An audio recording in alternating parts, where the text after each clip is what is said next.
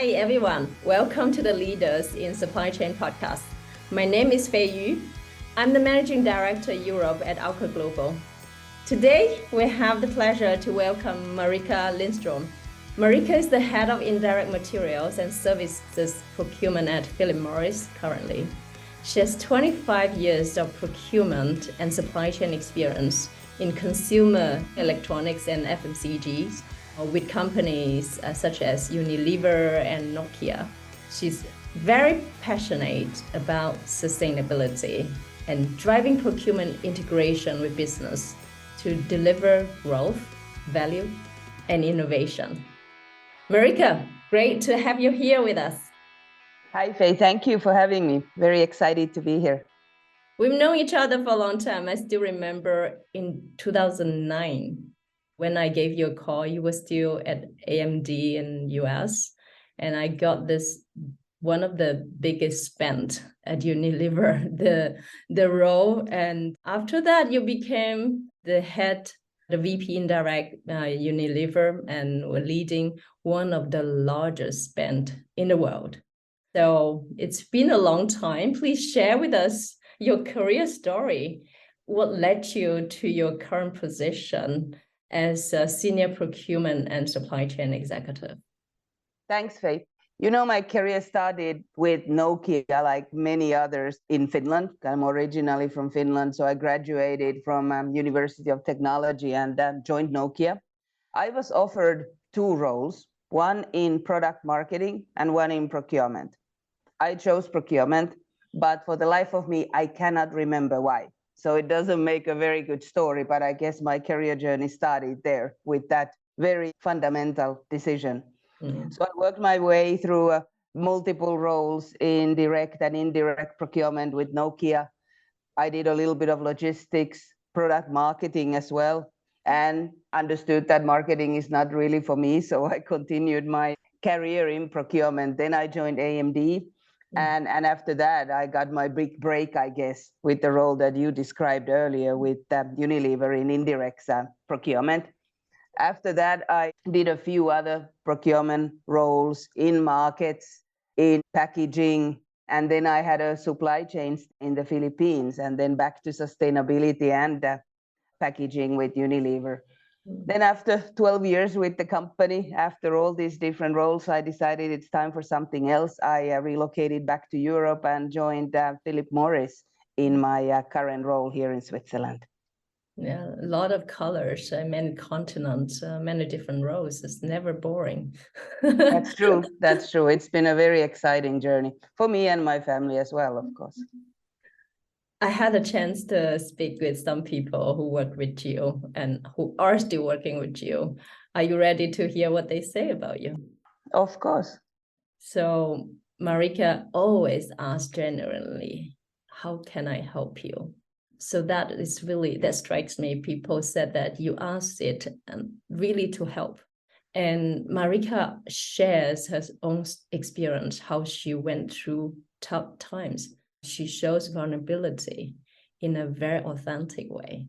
She has great level of genuine empathy. She's very reliable, is always calm, and have things under her control, even through very tough time. Very supportive, even when I decided to leave the firm for career growth. She would show understanding and then also connected me with people who could help me in the future. Offer me internal opportunities when I ask for new challenges. Her human connection with others is really deep. I highly respect her.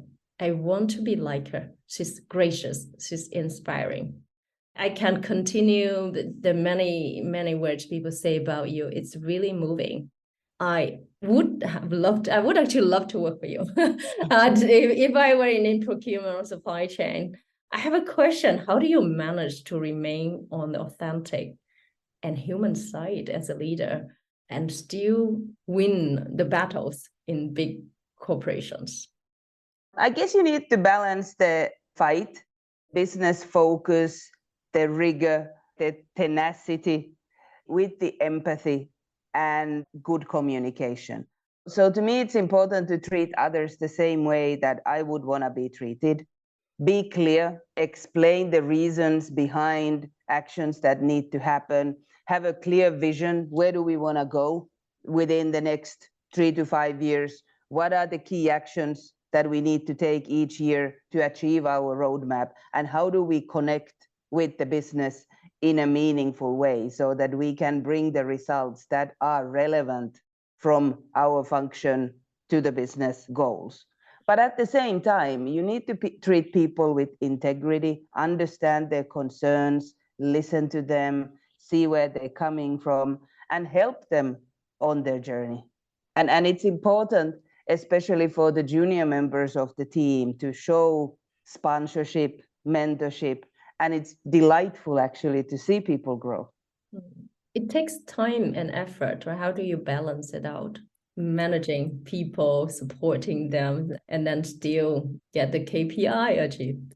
I think I've gotten better at it over the years. Sometimes I reflect to my younger years, and I was much more mechanical, if you will. Back then, more focused on the tasks at hand rather than on the how. And as I mature in my career, I found the way of balancing it more and spending more time with people, just in coffee corner talks or corridor talks, rather than always just focusing on the task at hand. And you will find ways of balancing it.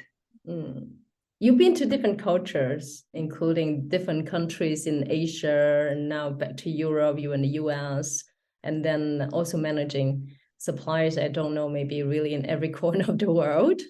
Do you believe these concepts, you mentioned in leadership, that do they apply in the cultures that you work with, or do you have to adapt? I think the basic concepts apply almost everywhere. In some countries, cultures, you need to be a little bit more patient, invite people in much more, invite them to lean in to the conversations more than in other cultures. But I think the principles apply everywhere. Keep the human side. Absolutely. I really love that. And throughout your career, what have been some of the most challenging moments you faced? How did you navigate those challenges, and what are the key lessons learned? I think one of the most challenging roles for me was the supply chain role in the Philippines. There were huge challenges in the supply network, and my big challenge was to rally the business behind finding a solution rather than making it only a supply chain problem. Ask for help and get a cross-functional support to solve the issues rather than me trying to solve the issue myself. And it took me a long time to figure that out, and not trying to be the good soldier, if you will, who will fix the problem, but rather make it a joint problem, make it a business problem, and have a village to solve it rather than me alone. I think another typical challenge that I faced so many times, especially in indirect procurement, is the rejections from the business, where the business doesn't see the value of procurement, and us going about it in a wrong way and trying just to fulfill what's important for procurement rather than what's important for the business. And finding then an unlock in terms of really solving a business problem rather than trying to find procurement savings and stakeholder wanting to do something completely different. And sometimes these challenges take quite a while to unlock, and it can be frustrating, but once you unlock them, it's also very, very rewarding. Yeah, how do you turn procurement from the bad guys to good guys and really be resilient, right, in managing the frustration? I think it's about business acumen. We still sometimes in procurement behave like we're a service function to the business, but we are in the core of the business. We can influence the top line and the bottom line, but we need to know what is important for the company. Mostly it's growth, innovation, sustainability. How can we bring those things to the table from the outside supply market with our knowledge, rather than just focus on the traditional KPI of savings? And I think that's where we very often go wrong. We don't listen. We don't learn enough about the business. We just focus on our KPIs. And that's where it starts going wrong with the stakeholders. So we are business. We should not be the servants to the business. Amazing. So I think that many procurement professionals will learn from that, right? The mindset of ownership, be part of the business. Absolutely. On the other hand, that what have been the rewarding moment for you? How have these experiences shaped your perspective in procurement? I think the best role that I ever had was my first role at Unilever as head of indirect procurement. The timing was right. A shared service function was being set up at the same time. So I had a very core stakeholder group transforming the way the company operates as well. And we had huge successes in consolidating a lot of spend areas, finding opportunities. So it was a very enriching time for me. I got to build a whole new team, define what is insourced, what is outsourced. So the whole make versus buy strategy for people within the indirect procurement. And we were very well recognized as well by the business for all the efforts that we did. So that was a fantastic time. And the learning really is that you have to have good allies, good integration with the business, very fresh and eager team, and also celebrate the successes and get the successes as a team. So that was a very memorable time for me. So you're taking this along with other roles in your other challenges as well. Yeah, absolutely. Yeah, absolutely. Aligning with stakeholders, that's the begin with, and aligning the team, celebrating success. Yes, and having the knowledge, because procurement as a function is in a great position to bring the outside in. We should know, and we do know what's happening in the supply market, what's happening in the commodities market, where do we have resilience problems, where do we have pain points in our supply chain, what kind of mergers, allies are being created within the supply base. And we should bring all that knowledge together with latest on sustainability and product innovations to the key decision makers in the business so that they can utilize those insights for sound decision making. And I think that's a huge value that we as procurement professionals can bring to the table. Yeah, absolutely. So I was actually reading a book about supply chain and then studied about sourcing. You have different layers of suppliers, and it's extremely complex. And there's a lot of risk if you don't know, right? The second, third, right? The layers of your suppliers could cause enormous risk. How do you manage this risk? How do you get to know, right, your supplier well enough to become a great business partner on a procurement side? I think many companies realized during COVID that it's important to manage the supply base beyond tier 1. Yeah. So look at tier 2, the feedstocks, even tier 3, look at all the services and really get to know your suppliers and your suppliers' suppliers. And I think that brought up the whole concept of resilience that is still with us. People are and companies are trying to become more resilient and mitigate more of the supply risks by dual sourcing, localization, whatever different tools you want to use to manage your risk. And it really boils down to supplier relationship management. Spend the time, map your suppliers. Who do I want to spend time with? Who do I want my executives to meet? So it's really the basics of mapping the supply base, doing the segmentation, then defining what's important in each of the relationships, and then applying it and having the regular cadence of engaging with the suppliers. So it's really about becoming the customer of choice for the suppliers, because if in case of scarcity, they have the key to decide who gets the volume and who doesn't. And that's where the relationship plays a huge role. Good advice. Now we're talking about procurement, right? As one of the most experienced procurement leaders, can you share the latest trend and innovation in procurement? What is the future of procurement? Well, I think future is a lot about the things that we've already talked about, that be part of the business, bring the outside in. Of course, sustainability is a huge part of procurement with scope 3 sustainability and what requirements we have on our suppliers from climate, social, and governance perspective. So we play a huge role in that moving forward. And of course, digitization. Everybody talks about artificial intelligence and what that can do to procurement in terms of helping us move away from transactional work like contract management, data cleansing, vendor master cleansing, transactional work around RFPs, etc. And it then gives us time to focus on more strategic sourcing decisions and business engagement. So I think those are some of the things of the future, and really going beyond the savings, because savings is such a bread and butter for procurement. So we really need to take that as a table stakes and move beyond to look at what is the other value that we can bring.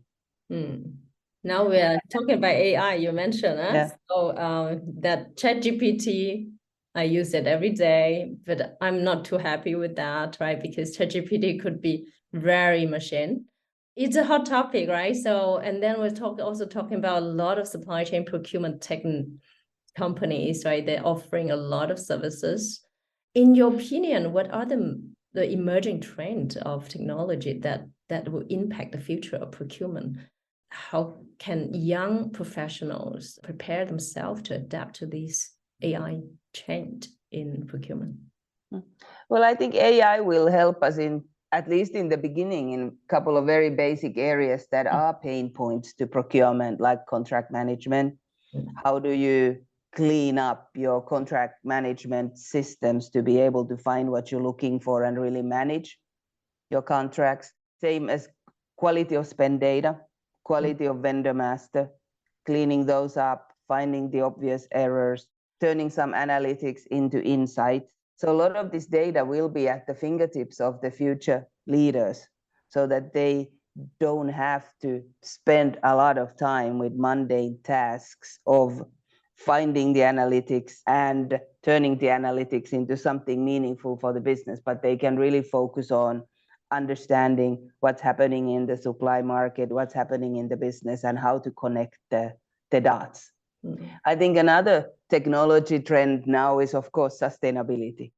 A lot of different technologies are coming about around governance of sustainability, tracking, measuring, engaging suppliers. So I am quite curious to see what kind of solutions will be available in that space to make our lives easier, especially now in the beginning around governance and reporting, which can be quite daunting without any technology support. On Monday, I was in an event and I saw a presentation by the CEO of Syngenta. So they actually start to apply sustainability in the product. So they have a tomato product called Yoop. So it's a star product. There's a barcode, so you can scan. They immediately have data of the farmers, the picture of the farmers, their experience, and what they like, even their hobbies, the location. And then you actually have the sustainability data about the soil, the sun, the energy spent, the data. This is actually eye-opening. As a consumer, people will feel part of the sustainability journey. What do you think about that? Is PMI doing something like that? I think more and more companies are driving towards transparency, because that's what consumers in many markets want. They want to know where the product is coming from and the background of the product. The transparency is also required for the commitments that companies make publicly and share in the integrated reports around sustainable sourcing, deforestation-free supply chain, CO2 emissions reduction. So all that needs to be presented in a very transparent manner to make it credible to the consumers. Yeah. Now, I'm in the talent business, right? I would like to talk about talent. So as leader, so what are the quality or mindset and skill, right, you're looking for in a procurement person when you're hiring? I think the mindset, the energy, the passion, the purpose are the most important things. Mm-hmm. I want to see people who are professionally curious, willing to learn, and really passionate about what they want to do. I think we can teach procurement to anybody at the end of the day. And I know it may sound a bit strange from a procurement professional, but anybody can learn the intricacies of procurement. But you need to be hungry to learn and have the mindset and willing to learn the business. And that's how you can become very, very successful. If you have to choose, right, two quality in a procurement professional, what would you pick? I would say business acumen is one, and the other one is the professional curiosity. Curiosity and acumen. Yeah, amazing. Yeah, love that. I have one last question. What advice would you offer to young professionals who want to make a positive impact within the company or the industry as a whole? Are there any career development strategy and approach you like to recommend? Well, I think first of all, I think it's important to follow your passion and your purpose. You have to love what you do. Otherwise, you won't have the energy and the drive and the curiosity. What you then need, I feel, along the way is mentorship and sponsorship. So create your network, seek for mentors, seek for guidance, seek for sponsorship, spend the time in creating relationships, because that will help carry you further than just that knowledge and willingness. This is amazing. Really love the discussion. I know that you're a busy person. I don't want to keep you too long. Marika, thank you so much for sharing your insight with our audience. I'm sure many of us will feel very inspired and we feel the content useful for them. Thank you very much. Thank you, Faith. Thank you for listening to our podcast. If you like what you heard, be sure to go to alcottglobal.com and click the podcast button for all the show notes of the interview. Also, subscribe to our mailing list to get our latest update first. If you're listening to a streaming platform like iTunes, Spotify, or Stitcher, we would appreciate the kind review. 5-star works best to keep us going and our production team happy. And of course, share it with your friends. I'm most active on LinkedIn, so do feel free to follow me. And if you have any suggestions on what to do and who to invite next, don't hesitate to drop me a note. And if you're looking to hire top executives in supply chain or transform your business, of course, contact us as well to find out how we can help. Thank you very much.